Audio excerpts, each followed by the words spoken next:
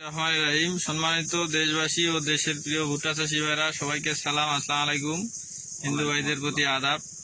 আজকে আমরা এই মুহূর্তে অবস্থান করতেছি, গ্রামের নাম কি হবে? ভোগডোমা।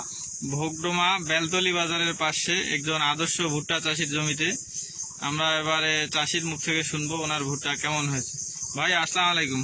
ওয়ালাইকুম আসসালাম। আচ্ছা, আপনার নাম ঠিকানাটা একটু বলেন দেখি। সুকুমুদ্দিন আমার নাম, আমার বাসা হইলো ভোগডোমা, থানা বীরগঞ্জ। বীরগঞ্জ। আচ্ছা, আপনি এটা কি ভুট্টা চাষ করেছেন? 35B55 35B55। এই ভুট্টাটা কতটুকু জমি লাগাইছেন এখানে? লাগাইছি 1 বিঘা মাটি। 1 বিঘা। আচ্ছা, ভুট্টা কেমন হয়েছে আপনার? ভালো হয়েছে মোটামুটি। ভালো হয়েছে। হ্যাঁ। মোচা কয়টা করে আসছে? 2টা করে প্রায় গাছে 2টা আছে মোচা। 2টা। এই যে আমরা একটু ওনার মোচাগুলা দেখানোর চেষ্টা করতেছি। আপনার মোচা লম্বা না খাটো? লম্বা। এই যে সম্মানিত দর্শক, আপনারাও দেখতে পাচ্ছেন। আসলে ভুট্টাটা ওনার খুব চমৎকার হয়েছে, আমরাও দেখে খুব আনন্দিত। আপনি তাহলে ভুট্টা দেখে খুশি? হ্যাঁ ভাই, খুশি হয়েছেন। তাহলে ফলন ভালো হলে এই এলাকার কৃষকগুলা বলা যাবে এই ভুট্টা চাষ হ্যাঁ ভাই, করে? বলা যাবে। ফলন ভালো হলে বলা যাবেই। আচ্ছা আচ্ছা, ঠিক আছে, আপনাকে ধন্যবাদ।